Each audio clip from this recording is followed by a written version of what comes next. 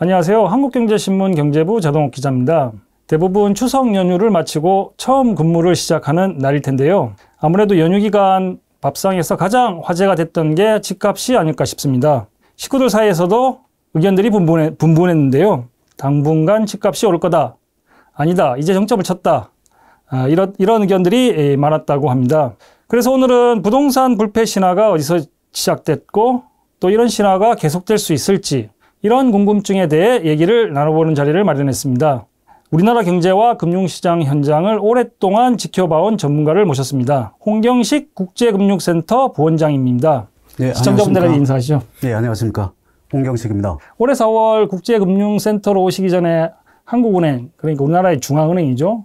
그 한국은행에서 오래 근무를 하셨다고 하시더라고요. 네, 한 31년 정도 했습니다. 어떤 업무를 맡으셨나요? 제가 93년도에 들어와서 대부분의 93년? 대부분의 기간을 통화정책국, 여기 쪽에서 주로 근무를 했었고요. 통화정책국이면 그 금리 정책을 결정하는데 지원하는 그런 기능이죠. 금토기에서 금리를 결정할 때 거기 실무선에서 지원을 하는 데고요. 제가 4월에 국제금융센터에 오기 전까지 한 2년 반 동안 통화정책국장을 맡았습니다. 특히 2021년 7월에 부임을 했으니까 저희가 코로나 때 0.5던 기준금리를 8월부터 올리기 시작했거든요. 그러니까 0.5에서 3.5%까지 3%포인트.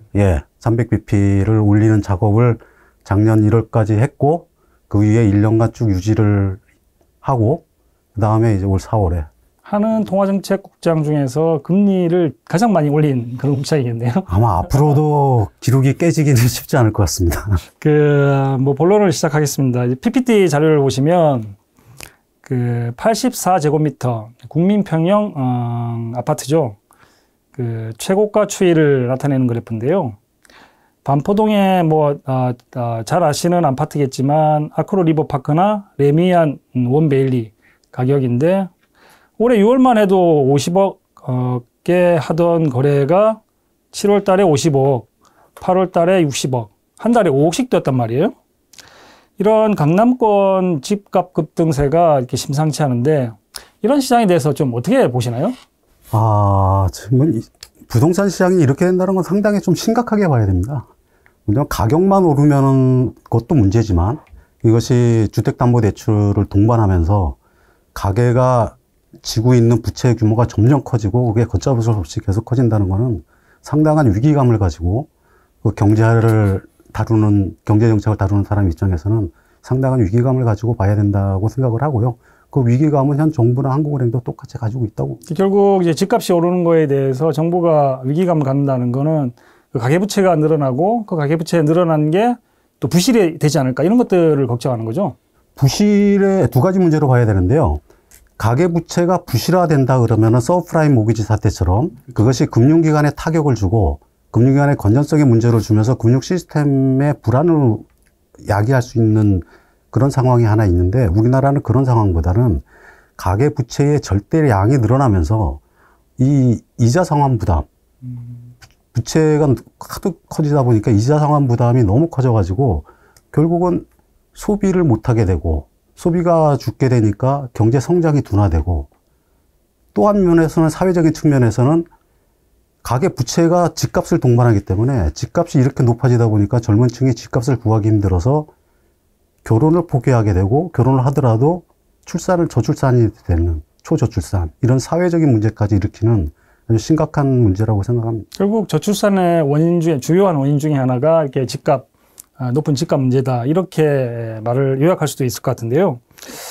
정부와 한국은행이 수도권 지역의 이런 집값에 대해 너무 안이하게 생각한 거 아니냐 이런 지적들이 나오고 있는 게 주무부처인 국토교통부 장관은 2달 전이죠. 7월까지만 해도 추세적 상승 전환은 없는 걸로 확신한다. 이렇게 자신을 했고 금융당국인 금융위원회도 수년 동안 준비해왔던 스트레스 DSR 규제를 돌연 2개월 연기했거든요. 그러고 나서 집값이 오르니까 이제 각종 대책들을 내놓고 있는 건데 왜 이런 문제들이 발생한다고 볼 수 있을까요? 이런 문제라고 했을 때는 정책의 엇박자 같은 문제도 있지만 근본적으로 집값이 오른 문제를 우리가 얘기를 해야 될 것 같습니다. 그러자면은 집값 급등에 대한 근본 원인에 대한 분석과 이에 대한 대응에 좀 문제가 있지 않나 싶습니다.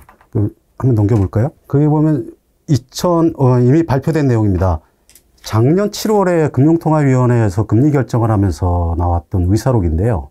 여기 빨간 줄을 표시를 보시면 과거 국내 사례에 비추어 볼 때 규제 완화와 금리 하락이 동시에 진행되는 경우 가계부채 증가세가 확대되어 온 점에도 유념할 필요가 있다. 또 일부 위원들은 최근 부동산 관련 규제 완화가 가계부채 증가 확대세로 이어질 가능성도 있다고 우려하면서 금융 불균형 완화를 위해서는 거시건설성 정책, 거시건설성 정책을 따로 MPP라고 합니다. 통화정책을 모니터리 폴리시 MP라고 하고요. 적절한 정책 공조가 필요하다고 했는데 이게 이미 1년도 더 전의 얘기입니다. 1년 전 얘기죠. 예. 그렇다면은 이거에 대해서 인식은 이미 정책 당국은 하고 있었고 그간의 정책의 대응이 뭐가 문제였고 그 기저에는 뭐가 있냐. 그거에 대한 우리가 논의를 해볼 필요가 있는데요. 예, 다음 슬라이드를 보시면은 이 자료가 이제 한국은행에서 발표되었던 작년 9월 통화신용정책 보고서에 나온 자료인데요. 이 자료는 이제 38개국을 대상으로 IMF와 BIS와 각종 데이터를 쫙 취합해가지고 모은 겁니다. 여기서 MPP라고 하면 아까 말씀드렸듯이, 매크로 프루덴셜 폴리시고요. MP는 통화정책입니다. 근데 그 통화정책과 거시건전성 규제정책이 어떻게 조합이 됐을 때 주택가격 상승률과 가계부채 증가율이 상승을 했느냐. 이걸 보면은 빨간 점선이 상승한 때거든요. 이 부분이죠. 그렇습니다. 그 빨간 점이 상승했을 때는 딱 하나입니다. 그 거시건전성 규제가 완화되고 통화정책이 동시에 완화될 때, 즉 금리가 인하될 때. 그리고 가계부채 증가율 오른쪽 그래프도 마찬가지입니다. 빨간 점선이요. 빨간 점선을 보면은 거기 올라가는 그래프는 빨간 점선 하나밖에 없죠. 예. 그리고 또 거시건전성 규제가 완화되고 금리 인하가 되거나 금리 인하 기대가 생길 때 이론적으로 보더라도 이것이 4분기 동안, 1년 동안 시차를 두고 영향을 미친다는 거거든요, 최소한. 예를 들면, 그 당시에 경고를 했던 게, 이제 앞으로, 올해 하반기쯤에 금리를 인하하게 되는 시점인데, 금리를 인하하는 시점에 대출 규제까지 완화해서는 안 된다. 이런 경고를 하는 거네요. 그렇게 충분히 볼 수 있습니다. 그 다음 보시죠. 이것이 왼쪽 그래프로 보면은 2002년, 3년, 4년, 요때의 미국의 까만색이 미국의 기준금리고요. 예. 그 다음에 이 막대 그래프가 주택가격입니다. 그때 서브프라임 모기지 부실이 한참 축적될 때죠. 그때 보시면. 집값이 굉장히 급등했네요. 예, 급등한 그때를 보면은 서브프라임 모기지라는 그 비우량에 대한 사실상의. 비우량 주택담보대출이죠. 그렇습니다. 그게 사실상 1가구 1주택으로 미국 정책에서 얘기가 나오면서 거기 호용이 되면서 금리가 낮아지지 않았습니까? 예. 특히 2003년 중반부터 2004년 중반까지는 그 당시 사상 최저인 1% 금리를 1년간 유지를 했습니다. 그 당시에 이 주택가격이 엄청나게 급등한 걸 볼 수 있죠. 예. 앞에 그래프랑 매치가 됩니다. 그 다음에 오른쪽 그래프는 바로 우리나라 케이스입니다. 우리나라 케이스가 이제 동그라미로 동그라미 점수는 두 개가 돼 있는데요. 하나하고 그렇습니다. 먼저 2014년 걸 보시죠. 2014년 중반에 보시면은 이 막대 그래프로 점선으로 실선으로 돼 있는 것이 거시건전성 정책. 다시 말해 앞에 얘기했던 MPP죠. 규제 완화. 예, 내려가면 규제 완화입니다. 예. 그 당시에 2014년 중반에 최경환 부총리께서 들어서시면서 빚내서 집사라고 그랬죠. 그렇죠. 빚내서 집사라는 얘기도 있었고 또 하나는 부동산 관련 규제는 여름에 겨울 옷을 입고 있는 맞지 않는 거다 하면서 규제를 철폐를 한 것이 이렇게 그래프로 나타낸 거고 그 다음에 이게 곡선으로 나타내 있는 약간 주황색, 노란색이요. 이게 주택담보대출금리입니다. 기준금리에 따라서 많이 움직이는데 그때도 세월호 사건 이후에 경기가 안 좋아지면서 금리를 인하를 했거든요. 그때가 이 가계부채가 급등한 구간입니다. 집값이 급등했다는 거죠? 그렇습니다. 음영 구간이니까요. 그 다음에 오른쪽 동그라미 보시면은. 이쪽 구간이죠. 그렇습니다. 그 파란색 실선을 보시면은 그래프가 위에서 밑으로 뚝 떨어지지 않습니까? 그만큼 거시건전성 규제가 완화가 됐습니다. 신정부 들어서죠. 그러는 상황에서 금리는 올라가다가 그 다음에 이후에 2003년 하반기부터 2024년 올해 들어서 금리가 뚝 떨어집니다. 금리가 인하될 거라는 기대감에 이제 시중금리가 떨어진 거죠? 그렇습니다. 그 미국의 금리 인하 기대도 있고 그에 따라서 한국의 금리도 낮아질 거라는 기대.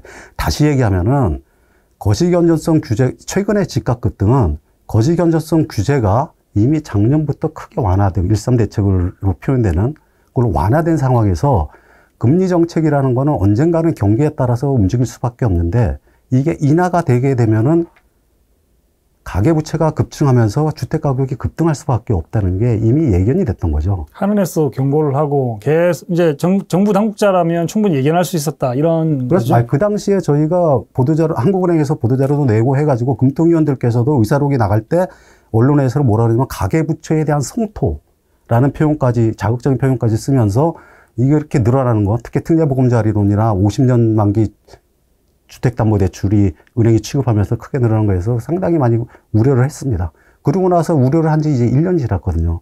그 기간 동안 이렇게 될 거를 예상을 했으면은 어느 정도 이제 조치가 마련이 됐어야 되는데 그것이 이제 마련이 유일한 게 스트레스 DSR이었죠. 그렇죠. 스트레스 DSR이 수년 전에 준비가 됐지만 실시를 하겠다고 계획을 발표한 건 작년 하반기였고요. 그게 이제 1년 지나서 시행이 된 건데 말씀하신 것처럼 2달 연기되면서 그게 어떤 심리를 좀 자극한 측면이 있다고 봅니다. 과거 집값이 오른 것을 보면 뭐 주택 건설 감소로 인한 공급 부족 우려 그리고 금리 인하 및 대출 규제 완화 방금 이야기하셨던 이런 요인들인데 한국은행도 최근 상황이 좀 심각하다고 이렇게 보는 것 같아요. 이게 지금 최근에 통화신용정책 보고서인데 2000년 이후 이제 집값 수도권 서울 파란색이 서울이고 노란색이 경기 그리고 주황색이 비수도권인데 2000년부터 2024년까지 이 그래프를 보면 2009년하고 여기 2023년 이 기간에 잠깐 이렇게 그 하락을 했을 뿐 전체적으로는 우상향하는 이런 그래프가 만들어지고 있는 것 같아요. 부동산 불패 신화를 명백하게 보여주는 그래프라고 할 수 있죠. 이게 어떤 생각이 드냐면 이런 걸 보면 젊은 사람들이 연끌을 할 수밖에 없다는 생각이 들더라고요. 네, 맞습니다. 이게 기대 인플레하고도 좀 비슷하잖아요. 그죠. 주택가격 상승 기대 심리, 이게 인플레이션 기대 심리랑은 뭐 크게 다를 바는 없습니다. 그 심리를 꺾으려면 충격적인 정책이 있어야 되는 거죠. 근데 저도 뭐 대통령실에도 근무를 해보고 뭐 국회도 나가보고 또 기획재정부, 뭐 한국은행도 지금 출입하고 있지만 이 관료들이나 정책 당국자들은 대략 부동산 값이 크게 올랐다. 우리나라의 소득 수준에 비해서 크게 오른 건 사실이지만 이게 갑자기 내려가면 충격이 오지 않느냐. 그러니까 정부 입장에서 할 수 있는 거는 장기적으로 부동산 가격을 2% 이내, 그러니까 물가 상승률 이내로 이렇게 관리하는 게 최선책이다. 이렇게 얘기를 하거든요.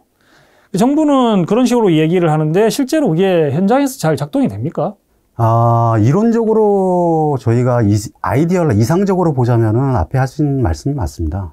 다시 얘기하면 그럴듯하잖아요. 2%대도 좋고 2%가 아니더라도 명목상으로 더 이상 안 오르게 유지만 하고 그러면은 왜냐면은 주택 가격이 그렇게만 유지하고 가계부채도 더 이상 안 늘는 상황에서 소득은 명목 소득은 계속 늘어날 거니까요. 실질적으로는 내려갈 거예요. 그렇게 되면은 가처분 소득 대비 부채 비율이나 아니면 GDP 대비 부채 비율은 점진적으로 내려가게 되니까요. 그런데 그렇게 되려면은 세월 자체가 10년 내지는 20년을 봐야 됩니다. 장기적으로. 예, 스탁 자체가. 근데 그 논의가 최근만 있었던 게 아니고요. 2000년대 중반에도 있었고, 그렇죠, 10년대에도 있었고, 똑같이 그런 얘기를 했습니다. 그러니까요. 근데 그게 안 지켜지고 왜 자꾸 오르느냐. 우리가 그거에 대해서 한번 되짚어 봐야 되거든요. 이유는 딱 하나입니다. 제가 처음에 말씀드린 대로 그렇게 되려면 정책 자체가 10년이나 20년간 일관되게 더 이상 안 오르는 정책을 펼쳐야 돼요. 그런데 우리가 국회의원 선거는 4년에 한 번씩 있죠. 그리고 행정부를 움직이는 대통령 선거는 5년에 한 번씩 있습니다. 정권이 바뀔 때마다 이 정책이 부동산 관련한 규제 정책이 바뀌었다는 얘기죠. 그렇죠. 바뀌어다 보니까 일관성이 있게 되면 일반인 기대 심리가 더 이상 부동산이 안 올 거라 보이죠. 근데 바뀌다 보니까 5년만 버티면 5년만 이 규제가 심할 때는 5년만 버티면은 더 다음에는 규제가 완화돼가지고 오를 수 있다. 근데 그 논리 자체가 특히 금리 인하 사이클에서 인하 사이클과 맞물리면서 부동산 가격 상승과 그에 수반한 가계부채 증가로 이어지게 되면서 부동산 불패 심리가 자리를 잡게 된 거죠. 다시 얘기하면은 일관성 있는 정책을 정부가 폈으면 그런 인식이 있었는 건 좋은데 그걸 폈으면은 괜찮을 텐데 그걸 펴지 못하는 환경이라는 거죠. 정치적인 환경 자체가. 어떻게 보면은 이 문제는 헌법 개정 문제, 대통령 중임제, 왜냐하면 정책의 연속성을 위해서까지도 건드려야 되는 문제가 될지도 모릅니다. 그만큼 일관성 있는 정책이 필요하고 일관성 있는 정책이 정치권에서 요구를 하고 유권자가 요구를 한다 하더라도 정책을 담당하는 쪽에서 소신 있게 할 수 있으면 좋은데 그 소신 있게 할 수 있는 기반이 되어 있지 않은 정치 제도가 현재 작동을 하고 있지 않나. 좀 더 너무 깊이 갔습니다만 그런 문제가 근본적으로 있다고 봅니다. 또 더 근본적으로는 인간의 탐욕이죠. 근데 그런 논리로 따지면 이제 부동산 정책을 마련하는 게 굉장히 어려워지는 거고 어쨌든 근데 이제 경기가 안 좋거나 집값이 갑자기 내려가면 충격이 오니까 정부 입장에서는 그걸 완화할 수 있는 연착륙할 수 있는 정책을 낼 수밖에 없는 거고 근데 아이러니컬하게도 이제 예를 들면 작년 이제 코로나 사태가 끝나고 2023년 되니까 이제 지나치게 올랐던 부동산 가격이 또 금리가 굉장히 높은 상황이었고 그렇게 해서 이제 그런 정책을 내니까 부동산 가격이 내려왔을 때 그걸 완화하는 정책들을 내놓는데 그 대책들을 보면 결국 공급 대책들이거든요. 연착륙 그러니까 부동산 PF 및 부동산 시장에 대한 연착륙 대책이었죠. 그렇죠. 연착륙 대책이었고 특히 특례보금자리론 같은 거는 공급 대책보다는 수요 대책이었고 그다음에 공급 대책으로는 여러 번 나왔고 이제 최근에 나온 게 88 대책이었고 그런데 여기서 저희가 한번 주의 깊게 봐야 될 거는 아까도 제가 말씀드린 거 맞습니다만 일맥상통합니다만 정부 입장에서는 부동산 가격이 급락해서 경착륙하는 경제 충격을 주는 시나리오는 피하고 싶어 하죠. 그렇죠. 근데 거기서 중요한 전제는 뭐냐 그러면 연착륙이라고 할 때는 착륙을 전제로 한 겁니다. 착륙을 소프트하게 하는 거죠. 근데 이게 착륙이 아니라 다시 재이륙하면 안 되는 거죠. 그러니까 전제는 착륙으로 정책을 명확하게 가져가고 그 속에서 충격을 주는 걸 완화시키는 정책을 해야 되는데 지금 결과를 보십시오. 지금은 다시 재이륙이잖아요. 그러니까는 이 정책의 일관성에 대해서 이 일반인들이 경제 주제를 생각하는데 문제가 있다는 거죠. 근데 아까 말씀을 좀 하셨는데 수도권에 이제 집이 모자랄 것 같아서 이제 공급 부족 우려 때문에 집값이 오르는데 그렇기 때문에 이제 수도권에 집을 공급하고 이제 이제 외곽에 살더라도 이제 도심에 오는 그 인프라, 교육 인프라나 아니면 교통 인프라 이런 걸 개선시키니까 수도권에 사람들이 더 몰리고 그러니까 수도권 집값이 더 올라가는 그런 문제. 맞습니다. 다음 그래프 한번 보실까요? 좋은 걸 지적하시는데요. 근본적인 원인은 집값이 왜 이렇게 오를까에 대한 근본적인 원인은 우리나라 같은 케이스는 수도권 집중이 가장 크다고 봅니다. 여러분들이 그렇게 얘기를 하시죠. 수도권 집중에 대한, 그러니까 수도권 집중이 되면은 지방은 소멸되게 돼 있고요. 수도권 분산과 지방으로의 그 분산, 정책을 피면은 확실히 덜합니다. 이거는 세계적으로 출산율이 낮은 나라에서 어떠한 형태를 보이느냐는 통계 자료를 EU에서 낸 걸 갖다가 한국은행에서 작년 11월에 발표를 했죠. 그걸 보면은 명확하게 나타납니다. 우리나라도 보시면은 왼쪽 그래프 보시면은 가장 집중도가 높은 수도권이 물론 이거는 재작년 합계 출산율이 나오냐면 0.6도 안 돼요. 그러니까 집중도가 높을수록 출산율이 낮습니다. 세종이 제일 높죠. 세종이 제일 높죠. 근데 오른쪽 보십시오. 오른쪽 보시면은 동아시아 국가 중에 합계 출산율이 1 미만인 나라, 굉장히 심각한 나라죠. 이런 나라가 우리나라, 홍콩, 대만, 싱가포르 그리고 태국입니다. 일본은 아직도 1위 이상이에요. 근데 이런 나라의 공통점이 뭐냐면은 수도권으로의 집중도가, 도시 집중도가 상당히 높고 집값이 엄청나게 높은 나라입니다. 홍콩하고 싱가포르는 도시국가라서 그럴 수 있다고 좀 치고 예외로 하더라도 대만도 보면은 이 산지가 70% 이상이고 타이페이를 중심으로 어마어마하게 밀집이 돼 있으면서 집값이 높아요. 태국은 더 심각합니다. 그 대만은 거의 이제 선진국이라고 할 수도 있어요. 이제 GDP로 보면. 근데 태국 같은 경우는 중진국인데도 불구하고 땅덩어리보다 훨씬 높아요. 그런데 방콕을 중심으로 집중도가 어마어마합니다. 출산이 이렇게 낮아요. 그래서 외신에서 태국 같은 경우는 어떻게 지적을 했냐면은 출산율이 이렇게 낮은데 이제 중진국이다. 선진국이 되면은 저출산에 대한 어떤 대책을 감당할 수 있는데 중진국에서 벌써 이렇게가 일이 깨져버리면은 이 나라에 어떤 희망이 있겠냐라고 지적을 할 정도거든요. 그 다음 페이지 또 다시 한번 넘겨보시죠. 예, 이것도 한국은행 작년 11월에 나왔던 초저출산 문제에 대한 자료인데요. 인구 밀집도하고 합계 출산율, 그 다음에 주택가과 합계 출산율을 보면 명백히 선형으로 비대칭적으로 나옵니다. 인구 밀집도가 높을수록 출산율이 낮아지고 주택가격이 그만큼 높아지고 합계 출산율이 낮아진다는 얘기죠. 그 다음 페이지 보실까요? 이거는 결국 맨 왼쪽은 지역별 경제 규모입니다. 수도권과 비수도권을 나타내는데요. 2015년부터 수도권 지역이 우리나라 대한민국의 다른 지역의 경제 규모를 압도하기 시작했습니다. 근데 가운데 그래프 보시죠. 가운데 그래프는 인구 추이입니다. 수도권과 비수도권인데 2019년을 역전했네요. 중심으로 완전히 역전이 되어버렸습니다. 2020년에서부터 수도권 인구가 50%가 넘어갑니다. 그런데 지방 보십시오. 가파르게 떨어지고 있지 않습니까? 이거는 저출산의 문제도 있지만 기본적으로 수도권으로 이동하는 인구가 엄청 많다는 거죠. 근데 수도권도 이걸 버티지 못합니다. 수도권도 계속 올라가다가 이제 떨어져요. 절대적인 출산율이 낮아지기 때문에. 그리고 맨 오른쪽 그래프를 보시면은 이거는 아파트 시가총액입니다. 수도권의 아파트 시가총액이 전국의 80%를 차지해요. 결국은 이 수도권으로 집중됨에 따라서 집값이 올라가고 집값이 올라감에 따라서 결혼을 기피하게 되고 하는 경쟁이 과열되고 하는 문제가 생기는데 아까 말씀하신 공급대책 있지 않습니까? 공급대책은 수도권의 집값이 올라가고 수요에 비해서 공급이 부족하니까는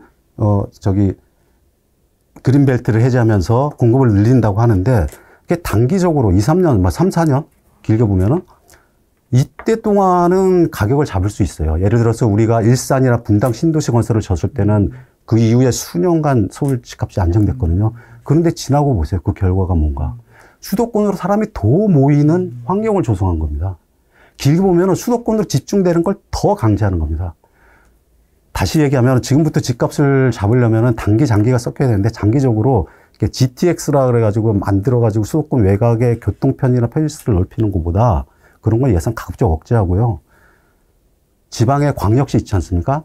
광역시도 지금 다 인구가 줄고 있거든요. 대구, 부산, 광주 할 거 없습니다. 이쪽에 대한 기반시설, 설비 투자, 편의시설을 더 늘려갖고 수도권처럼 편하게 만들어야 됩니다. 그쪽에 투자를 해주고.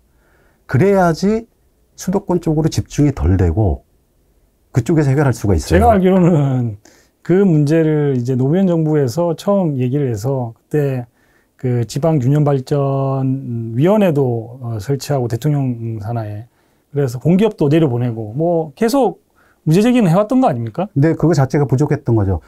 수도권 집중의 문제에 대해서 문제제기를 제일 먼저 하면서 분산을 시키려고 했던 사람은 사실상 박정희 대통령 말년 때였고요. 그때 계획을 이미 충청권으로 옮기려고 계획을 했었고, 그 다음에 이 문제에 대해서 문제의식을 느껴가지고 만들었던 게 저출산위원회. 그렇죠. 그 다음에 저출산위원회가 2003년인가요? 노무현 정부 때. 예. 그 다음에 2005년에 국가균형발전위원회. 문제의식을 분명히 했습니다. 했는데 그게 이제 결국은 실패로 갔죠. 대통령 직속 기구인데 그게 20년 동안 이어지면서 일관된 정책을 펼쳤다면은 지금 우리가 이렇게 집값 급등과 부채 누중과 초저출산, 그 지방 소멸과 수도권 집중이라는 문제를 겪을 리가 없겠죠. 근데 그걸 갖다가 일관되게 정책을 할 수 없게끔 하는 여건이 우리 정치사에 있어 왔고, 그리고 일관된 정책을 집행하지를 못했고. 근데 좀 아이러니하다 그래야 되나? 아니면 이상하다고 해야 되나? 왜냐하면 윤석열 정부도 이제 들어와서 저출산 문제를 국가의 최우선 아젠다로 제기를 하고 인구 비상사태다. 네. 이런 얘기를 하거든요. 근데 아까 얘기하셨던 것처럼 저출산의 원인이 뭐냐 이렇게 따져보면 수도권 집값, 수도권 집중 문제고 이런 문제를 풀어야 된다고 생각하면 인구 문제가 뭐 우리나라의 중요한 화두가 아니라 집값 안정, 수도권 집값 안정, 뭐 집값 안정을 최우선 과제로 추진을 해야 될 것 같은데, 근데 건설 경기나 부동산 정책은 경기에 따라서 좌우되는 측면이 많은 것 같아요. 장기적인 대책보다는. 부동산 자체를 경기 부양으로 쓰려고 하는 유인을 많이 가집니다. 정책 당국은.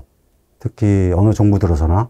그 대표적인 게 아까 말씀드렸던 최경환 부총리 들어서고 나서 부동산 규제를 완화하면서 그걸 갖다 경기 부양의 목적으로 쓰려고 했고, 그것이 금리 인하기랑 겹치면서 대세적인 상승을 만들어냈죠. 그런데 최근에 정책은 뭐 경기를 부양한다는 측면보다는 이제 이렇게 과도한 수준으로 올라 있는 부동산 가격이 내려가면 충격이 오니까 그걸 막기 위해서 이제 규제를 완화를 하고 그러는 건데, 일시적으로 좀 잠잠해 있다가 또 금리가 이래 되면 올라가고 이런 문제들이 반복되는 것 같아요. 네, 제가 좀 과격한 말씀인지 몰라도 제가 뭐 20년, 30년간 이쪽을 봐오면서 들었던 생각은 충격이 좀 있어야 됩니다. 충격이 너무 없었어요. 미국 같은 경우에는 2008년 글로벌 금융위기 당시에 서브프라임 모기지의 진원지였죠. 그게 터지면서 이제 부실이 상당 부분 거쳤죠. 예, 그래서 GDP 대비 가계부채 비율도 80%를 안 넘습니다. 올라갔다가 조정이 됐어요. 다 떨어내고. 근데 우리나라는 유일하게 20년 동안 가계부채에 디레버리징이 없는 국가가 됐어요. 그 얘기는 뭐냐면은 정책을 담당하는 입장에서 가계 집값이 올랐다가 떨어지는 충격에 대해서 더 우려를 한다는 거는 이해는 가나 그걸 인위적으로 떠받친 적이 너무 많다는 거죠. 그게 제가 볼 때는 부동산 불패 신화가 계속되는 주요 원인입니다. 예, 주요 원인입니다. 예를 들어 저 뭐 이런 얘기 한 말 에피소드 하겠습니다. 퇴임하신 금통위원인데 국가원로급 위원이신데 그분께서 하셨던 말씀이 있어요. 뭐라 그러냐면은 가계부채의 조정과 부동산 가격의 조정이 완만하게 10년, 20년 이루어지는 게 경제상으로는 최상이다. 그렇죠. 네? 다들 그렇게 되길 바라죠. 그렇게 얘기를 하는데 이런 말씀을 하십니다. 지금 젊은 층이 애 안 낳고 사보타주라고 표현을 하더라고요. 사보타주. 예, 저출산이 되는 이유 중에 큰 이유 중에 하나가 재밌네요. 이렇게 높은 집값 그걸 부담하는 대출을 받아야 되니까 평생 부채의 노예가 되는 거죠. 그런데 그래서 사보타주를 해서 출산율이 0.7로 떨어졌습니다. 근데 10년, 20년 걸리는 이 안정화를 그냥 이룬다고 하면은 10년, 20년 후에는 인구 반으로 줄어요. 출산율 0.7로는. 너무 늦다는 거죠. 그러면서 하셨던 말씀이 부동산 시장이 완전히 망가지져서는 안 되지만 좀 흔들흔들할 정도로 가격이 떨어져야지 젊은 층들이 보금자리를 갖고 희망을 갖고 나도 새로운 보금자리를 마련할 수 있겠구나. 애를 낳고도 교육을 할 수 있고 그런 생각을 가지지 않겠느냐. 10년, 20년이면은 지금의 출산율 가지고는 이미 다 소멸되고 없어요. 급한 문제라는 얘기입니다. 방금 얘기하신 것 중에서도 굉장히 재밌는 그게 있는데 여기 보시면 이것도 이제 통화신용정책 보고서에 나왔던 그래프인데 어쨌든 수도권 지역으로 사람들이 몰리고 있지만 절대 규모로 보면 인구가 줄어들기 때문에 네. 30대, 50대 인구 및 가구 수는 줄어들 거다.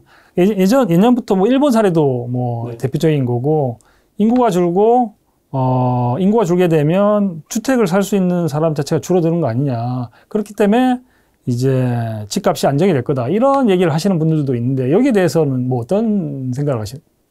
그 인구가 왜 줄게 됐는데? 뭐 출산이나 뭐 이런 것들 때문에 오게 된 거죠. 예. 이게 뭐냐면은 수도권 가계 추계지만은 수도권 중에서도 핵심 뭐 서울 핵심 지역은 계속 안 떨어지고 계속 유지가 될 겁니다. 변방 지방부터 그리고 외곽부터. 왜냐면은 집중도가 높을수록 집값은 올라가게 돼 있고 경쟁이 심화되면서 올라가게 돼 있고 이거는 그쪽으로 인구를 안 낳는 게 문제가 아니라 그쪽으로 사람이 모인다니까요. 결국 수도권 지금 양극화될 겁니다. 지금 현 상태, 현 정책이 이제 획기적으로 변하지 않는 한 수도권을 선호하는 그 심리는 계속될 거고, 그럼요. 예. 정부 정책도 수도권을 강화하는, 최근에 얘기를 들어보니까 일부 전문가들은 아예 그냥 지방은 포기하고 수도권 중심으로 가자 이렇게 얘기하시는 분들도 있더라고요. 제가 하나 에피소드를 말씀드릴게요. 우리가 세종시를 많이 얘기합니다. 세종시가 아까 출산율도 제일 높았죠. 물론 젊은 층이 많아서 그렇습니다만, 세종시가 인위적으로 만든 도시예요. 하지만 거기는 인구가 늘고 있습니다. 그렇죠. 느는데 서울에서 유입되는 인구가 느는 게 아니에요. 충청권에서 모여들어요.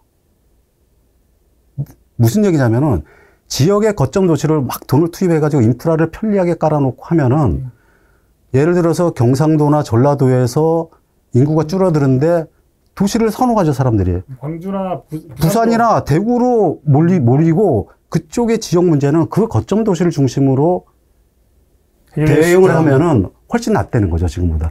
우리가 왜 인구 문제를 얘기하면 0.7이라는 거는 이거는 상상을 초월할 수 없는 숫자예요. 근데 저는 그것도 좀 쉽지 않다고 보는 게 국회의원들이 부산만 있는 게 아니거든요. 거기 보면 뭐 진주도 있고 또 경남도 있고 마산, 김해 뭐 이렇게 있기 때문에 이게 거점 도시를 만드는 게 쉽지는 않은 것 같아요. 그것뿐만 아니라 지방 행정과 그렇죠. 중앙 행정과의 갈등 문제 뭐 여러 문제가 있으면 한국에서도 연구를 하고 있죠. 하지만 이거는 정말 심각하게 바라봐야 되는 게 지금 상태로 가면 집단 자멸의 길이라고 표현할 수밖에 없거든요. 그렇죠. 그럼 이 상황을 어떻게 해서든지 개선해야 돼요. 우리가 개인의 입장에서는 서울에 좀 더 집을 사고 더 찔 곳에 집을 사는 게 맞아요. 그리고 애도 덜 낳는 게 훨씬 유리해요. 자기 노후 생활이나 자식 사는 걸 위해서도. 그렇지만 우리가 사회적으로 볼 때는 이게 문제가 되고 집단 소멸 내지는 집단 자살이라고까지 얘기를 하잖아요. 자멸이라고. 그렇기 때문에 이거를 하는 기능은 어딥니까? 정부하고 국가가 해야 되는 거예요. 정부와 국가가 부동산 불패 신화를 꺾고 이런 긴 계획을 세워서 할 수 있게끔 해야 됩니다. 그거는 사회적 컨센서스를 얻어가지고 해야 됩니다. 제가 공감하는 게 저출산 대책을 이제 이 정부 들어가고 굉장히 최우선 과제로 이렇게 하고 있는데 그걸 담당하시는 관료분들을 만나서 얘기를 해봤더니 결국 저출산 문제가 뭐 정부에서 애 낳는다고 돈을 준다든지 결혼한다고 장려금을 준다든지 이런 것들로는 해결이 안 되고 지방에서 젊은이들이 살 수 있는 정주 요건을 만들어야 된다. 맞습니다. 그러려면 또 기업들이 가야 되고 네. 또 교육할 수 있는 인프라를 만들어야 되고 그렇게 할 수 있는 방안이 아까 얘기했던 지역의 광역화를 통해서 해결해야 된다. 이렇게 얘기는 되는데 정치권 아까 얘기했던 이런 정치 시스템으로는 그게 쉽지 않다라고 판단을 하니까 젊은 사람들이 젊은 사람들이 연끌하는 거예요. 그래서 그러면 이제 정말 답답한데요. 그래서 이제 결론이 뭐냐 그러면은 뭐 어쩔 수 없다 그러면은 그런 기존하고 똑같이 가는 거예요. 우리가 뭐 0.67보다 더 낮아지는 0.6으로 가는 거고 출산율이. 근데 그 사회 정책을 하고 국가 정책을 하고 경제 정책을 하는 사람 입장에서 그러면 안 된다고는 생각을 하잖아요. 그러면 거기에 대한 컨센서스를 만들어낼 노력은 분명히 해야 됩니다. 안 하면은 여고, 야고 뭐 없이 전부 다 제가 볼 때는 뭐 근무 태만이에요.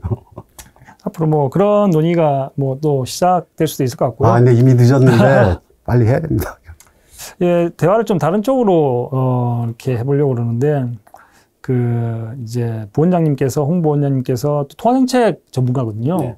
오늘 아침에 FOMC가 열렸고 미국 중앙은행이죠. 페드가 금리를 0.5%포인트 50bp를 내렸어요. 당초에 25bp를 내린다는 전망이 우세했었는데 추석 전후부터 이제 바뀌더니 어쨌든 시장 예상과 비슷한 추세대로 50bp를 내렸거든요. 네. 여기에 대해서 좀 어떻게 보시나요? 이제 미 연준에서 이제 50bp 비컷이라고 그러죠. 비컷을 하면서 이제 성장 물가에 대한 전망치가 나왔는데 6월달하고 5월달. 그렇죠. 성장률은 약간 내리고 실업률은 올리는 걸로. 그죠? 예. 실업률을 올리고 물가는 좀 낮아지는 걸로 예상보다. 그러면 이제 인하할 요인은 되는 거죠. 그렇죠. 위원들이 이렇게 인식을 했다 그러고. 근데 정책금리 전망치를 보면은 이제 올해는 총 50bp 이번에 비컷한 거 포함해서 100bp, 내년에도 100bp. 예. 그렇게 되겠죠. 그 다음 페이지 넘어가 보시죠. 여기 보시더라도 인플레이션이 왼쪽 그래프 보시면은 올라갔다가 쭉 내려오는 게 옅은 색이 이제 인플레이션인데 인플레이션도 내려오고 있고 실업률은 2022년 오른쪽 그래프요. 22년부터 보면은 실업률은 올라갔는데 이걸 갖다가 히스토리컬리 쫙 그려보면은 그래도 상당히 낮은 수준입니다. 실업률이. 어쨌거나 이 시장 예상 외로 빅컷을 했습니다. 근데 커뮤니케이션에서 측면에서 좀 아쉬움이 많아요. 왜요?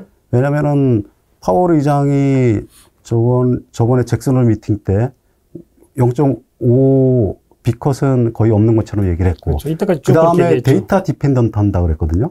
근데 데이터 디펜던트 한다 그랬는데 데이터 디펜던트가 어떤 데이터가 이렇게 빅컷을 할 정도로 그렇죠. 실업률 데이터나 되었냐. 아니면 물가 데이터를 보면 25bp가 합리적이죠. 그 다음에 또 하나는 우리가 역사적으로 볼 때 빅컷, 즉 25bp가 아니라 50bp 이상을 내리는 경우에는 금융위기가 오거나 충격이 있을 신용경색이 있을 때 내렸어요.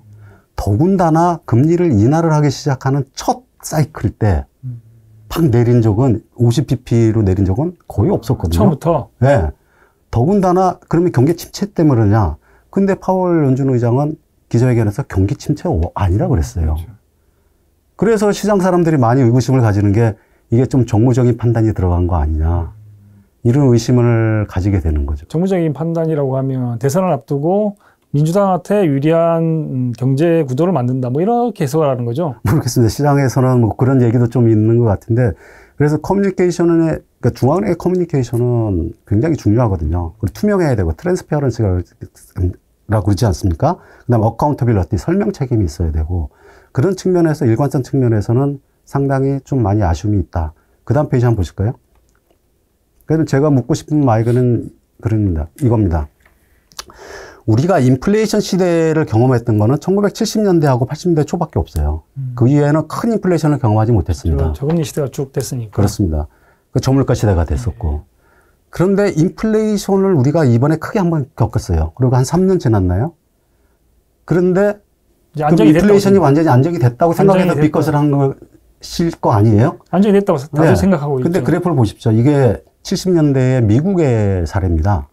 미국의 이제 사례인데 맨 밑에 보면 아서 번즈 의장이 있을 때, 그 다음에 폴 볼크 의장이 있을 때고, 위에 그래프를 보면은 이게 음영 라인이 두 개 있죠. 이거는 1차 오일 쇼크, 2차 오일 쇼크. 그 다음에 이제 FFR이 이제 기준금리입니다. 여기 점선이네요. 예. 그게 기준금리고, 그 다음에 갈색 실선이 이제 물가 상승률이죠. 이렇게 보시면은 1차 오일 쇼크가 왔을 때 긴축 정책을 했어요. 긴축 정책을 했고, 그 다음에 이게 물가 상승률이 낮아졌는데 낮아지더라도 5%를 넘었잖아요. 5%를 넘었는데 금리를 내려요. 그죠? 이게 이제 저기 스탑앤고 정책이라고 중에 하나라고 합니다. 그 스탑앤고 정책이라고 표현하는데 정책 실패 중에 하나. 물가가 내리긴 했지만은 여전히 높은 수준이었는데 경기가 둔화되는 걸 위해서 금리를 내렸어요. 그런 상황이라는 건 뭐냐면은 물가가 여전히 높은 수준이라는 거는 기대 인플레이션이 경제 주체들이 느끼는 기대 인플레이션이 상당히 높다는 얘기거든요. 그런 상황에서 두 번째 회색인 2차 오일 쇼크가 왔습니다.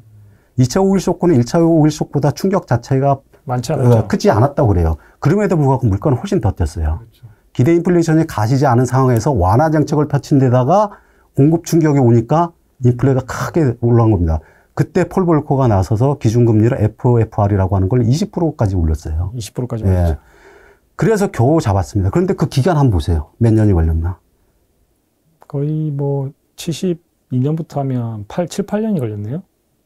우리가 인플레이션을 크게 경험을 하고 나서 인플레를 완전히 잠재우고 새로운 경제 안정적인 성장 기반을 마련하기 위해서는 2차 공급 충격이 올 때까지도 대비해서 보면은 7, 8년이나 긴 세월 동안 이 기대 심리를 인플레 기대 심리를 안정화시키는 게 필요하다는 겁니다. 그런데 이 올 8월 미국의 미시간대에서 나온 기대 인플레이션이 얼마입니까? 떨어지고 떨어져도 아직도 2.8%예요.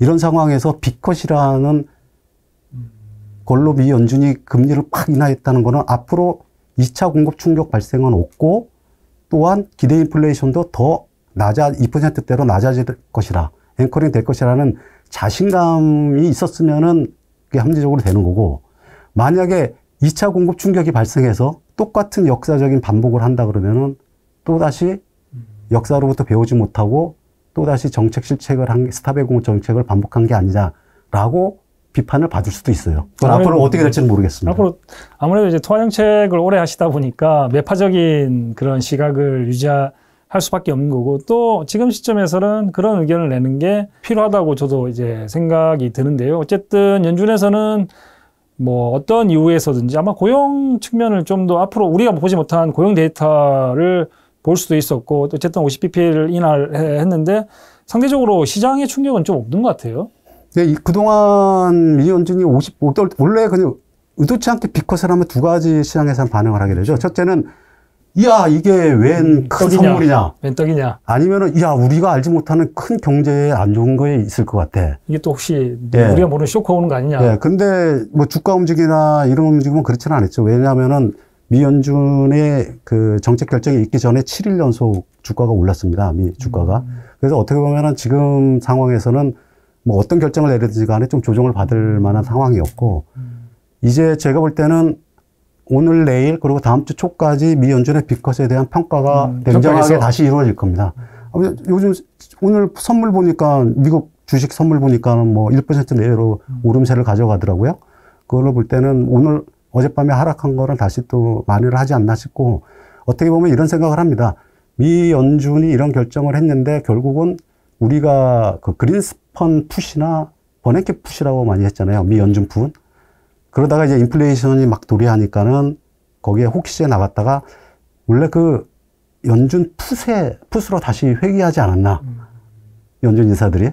근데 의장이 얘기하면 대부분 다 들어주는 게 맞다고 보는데 FOMC 위원들도 이번에는 뭐 2년 반인 거예요. 2년 만에 반대 의견 나왔죠. 반대 의견이 하나 나왔죠. 그만큼 내부적으로는 실질적으로는 상당한 좀 경론이 있지 않았을까 그렇게 생각을 하고, 아까 말씀드린 대로 커뮤니케이션 측면에서는 좀 아쉬움이 있다. 예, 일관성 측면에서. 지금 뭐 미국도 미국인데 한국 그 상황도 심상치 않아요. 여기 보시면 추석 직전에 나왔던 통화신용정책 보고서 내용인데, 당시에도 좀 화제가 됐던 게 박종우 한은 부총재보죠. 네. 그러니까 후임 통화정책국장을 하시다가 이제 부총재보가 되셨는데, 네, 시장국장 하다가 됐습니다. 시장국장인가요? 네. 제가 어쨌든 그 당시에 만약 연내 기준금리 인하를 하게 된다면 정부 정책이 효과를 분명히 내는 상황에서 하게 될 것. 여기서 정부 정책은 부동산 정책이고, 그리고 통화신용 정책 보고서에도 관련한 내용이 명기가 됐어요. 네. 예, 그리고 또 우리 한은 총재죠. 이창용 총재가 지난달이죠. 지난달 서울대와 같이 한 포럼에서 이례적으로 금리를 동결한 배경에 대해서 강남 불패 신화에 경각심을 주려고 금리를 동결했다. 네. 이렇게 이야기를 했는데, 시장에서는 이런 측면들로 봐서 10월에 인하될 수도 있지만 11월에 인하될 수도 있다. 이렇게 의견이 많이 갈렸거든요. 네, 그렇죠. 뭐 어떻게 보시나요? 어제까지는 그랬죠. 어제까지는 네. 뭐 11월. 11월이 높은 걸로 시장 평가가 다 많았죠. 그런데 이제 미 연준이 예상치 못하게 빅컷으로 하겠으니까 이제 10월 인하에 대해서 압력을 한국은행에서 많이 받을 겁니다. 근데 인하를 하려면은 그 가계부채 때문에 하기 힘들다고 주택가격하고 얘기를 한국은행에서 쭉 해왔잖아요. 거기에 대한 그 여지를 갖다가 좀 정부 쪽에서 마련을 해줘야 됩니다. 어떤 규제를 통해 가지고 아니면은 부동산 규제나 아니면 가계대출 규제를 통해 가지고 이 금융 불균형이 확대되는 게 보여주는 시점, 그런 행동, 액션이 좀 필요하고, 그게 정책 조합상 바람직하고요. 근데 제가 바랄 때는 한국은행 입장에서는 그런 둔화만 바랄 건 아니고요. 제가 말씀드렸잖아요. 작년부터 문제가 제기됐던 거라고. 이미 알고 됐던. 무슨 얘기냐면 내부에서 어떤 물밑 대화가 쭉 와갔는지는 모르겠지만, 이 부동산 가격과 가계대출 증가세를 억제할 수 있는 제도적인 장치가 좀 마련돼야 돼요. 제도적인 장치가. 예를 들면은 스트레스 DSR의 적용 범위가 현재 정책 대출하고 그 전세 대출 빠져 있잖아요. 그 부분을 좀 포함시킨다고 할지. 그렇게 제도적으로 만들어 주고 나서 그 다음에 그렇게 되면 중앙은행 입장에서 금리 인하에 좀 할 수 있는, 고려할 수 있는 게 상당히 좀 부담이 덜하게 되는 거죠. 정부가 이제 제도적으로 금리 인하기에 대출이 늘어날 수 있는 가능성을 좀 차단할 수 있는 우리가 만들었다 얘기를 했으니 뭐 금리 통화정책에 좀 그게 이제 명분이 될 수는 있겠죠. 그럼에도 불구하고 아까 맨 앞에 그래프 저희가 보여드렸듯이 규제 완화가 이미 됐고, 그리고 금리 인하가 되면은 가계부채 계속 증가하는 거와 주택가격 상승을 막기는 쉽지는 않다. 그걸 막을 정도의 규제 정치가 나와야 된다. 근데 뭐 제가 개인적으로는 그런 생각도 좀 드는 게 예를 들면 우리나라 금융 시스템이라는 게 이제 시중은행, 대형 시중은행 위주로 이렇게 4대 시중은행, 5대 시중은행 중심으로 이렇게 돼 있는데 가계부채에 부실이 터지거나 뭐 가계부채에 문제가 생긴다고 해서 은행 시스템에 위기가 오지는 않거든요. 그러면 예전에 외환위기처럼 글로벌 외환위기처럼 이제 달러가 없어서 달러를 지급 못해서 그러면 충격이 오느냐? 근데 그것도 대비를 해서 외환 보액도 충분한 수준으로 4천억 불이라는 많다고 얘기하는 사람도 있단 말이에요. 그렇게 따지면 영원히 충격은 안 올 것 같아요. 근데 그걸 잘 생각하셔야 되는 게 그래프를 좀 앞으로 넘겨 보실까요? 말씀하는 게 맞습니다. 우리나라는 은행들의 자본 규모가 굉장히 커요. 그리고 합병도 많이 했고, 그래 등치가 워낙 크기 때문에 가계부채가 일부 부실화된다 그래서 그것이 금융 시스템의 시스템 리스크로 전이될 가능성은 크지 않습니다. 근데 문제는 뭐냐면은 말라 죽는다 그러죠. 부채가 너무 많아지게 되면은 금융 시스템이 망가지는 게 아니라 거시경제 안정성이 해체가 돼요. 부채가 늘면 늘수록 경제 성장률이 떨어져요. 이 그래프를 보시면은 가계부채와 민간 소비 증가율인데 상관계수를 구했어요. 2000년에서 2013년까지는 상관계수가 0.67로 1이면 퍼펙트한 거고요. 0.5만 하더라도 상당히 높은 거거든요. 그러니까 부채가 늘면은 소비도 늘어요. 왜냐하면은 금리를 인하한 이유가 뭡니까? 미래의 소비를 땡겨서 하니까 빚내가지고 현재 쓰는 거예요. 근데 그 부채가 2014년이 변곡점이죠. 2014년, 그죠? 2014년에 아까 어떤 일이 있었습니까? 최경환 부총리 들었으면서 규제 완화 이후에 금리 인하가 같이 겹치면서 그때 급증하기 시작, 그때 이후에 이 상관계수를 구해보면은 마이너스 0.12가 나와요. 부채가 늘면은 소비가 줄어요. 그 부채가 늘면은 경제 성장이 오히려 마이너스라는 겁니다. 이미 그런 상황에 접해가지고 말라 죽는다 그러죠. 고사 직전. 말씀하신 대로 금융 시스템의 위기는 안 일어날지언정 서서히 말라 죽는 상황이 돼버린 거죠. 그러니까 이 부채 가지고는 경제 주체가 견딜 수가 없는 상황이 돼버린 거예요. 금리가 내려서 가계부채가 늘어나면 그 가계부채가 늘어난 거에 대한 대출이자 부담 때문에 이제 소비가 잘 안 된다는 거죠. 그렇죠. 그러니까 나중에 잘못하면 금리 트랩에 빠져요. 왜냐면은 부채가 많으니까는 부채 이자 부담 경감 덜어줘라면 금리 낮춰라. 금리는 낮추는 압력이 있겠죠. 낮추면 부채 더 늘어나죠. 계속 그 마이너스 트랩에 빠져가지고 하면은 이제 일본식으로 잃어버린 이제 10년, 20년이 나올 수 있는 거죠. 그거 굉장히 경계해야 됩니다. 오늘 뭐 지금까지 우리나라의 부동산 불패시나 이런 문제 두고 이제 국제금융센터의 홍경식 부원장님, 중앙은행에서 가계부채 문제 또 금융안정 문제 이런 문제를 오랫동안 들여다봤는데요. 이런 얘기를 쭉 나눠봤고요. 앞으로도 좋은 콘텐츠를 가지고 시청자분들에게 만나뵐 수 있는 기회를 자주 만들겠습니다. 지금까지 시청해 주셔서 감사합니다. 감사드립니다. 네, 감사합니다.